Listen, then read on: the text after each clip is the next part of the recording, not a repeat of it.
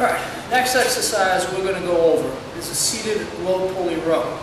This is a back exercise that's designed to train primarily the muscles of the upper back.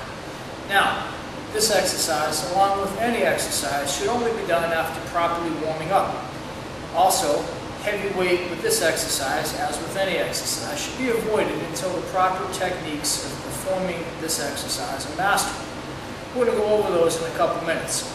What I'd like to do first is talk through some of the techniques, then we're going to go out into the weight room floor and actually demonstrate a couple of repetitions of this actual exercise. Now, with the seated low pulley row, you're going to be, as the name would indicate, in a seated position in front of a low pulley, one that's pretty close to the ground. And there are a variety of different implements you can use, handles, to actually pull the pulley toward you.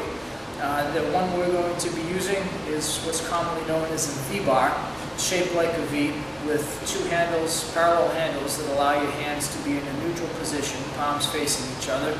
There are ones that are slightly wider. There's a regular bar where you can take a wide grip or a supinated grip.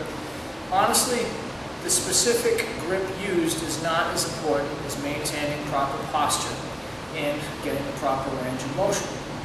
Proper posture for this exercise is to keep your posture upright. When viewed from the side, posture will be upright. Shoulders will be directly over the hips, head and eyes will be level. Whatever implement you're gripping, you're going to start with your elbows fully extended, and you're going to flex the elbows to bring that implement in toward your torso, in some cases so it actually touches the middle of your abdomen, and then extend your elbows back to the starting position without any undue motion forward or backward of the torso itself. To cause the torso to move forward and backward, you'll be engaging the hips and taking some of the emphasis off the muscles of execution that are intended in this exercise, those being the muscles of the upper back. Now obviously anytime the elbow is flexing under tension, the biceps are involved, so don't be surprised if you feel it there. And by virtue of having to grip the implement and handles, you're going to feel some work in the forearms as well. Depending on how heavy you can ultimately go, having your feet either on the ground or on some type of plate which will secure you in place. It varies by make, model, and manufacturer of the equipment itself. You might feel this a little bit in your legs.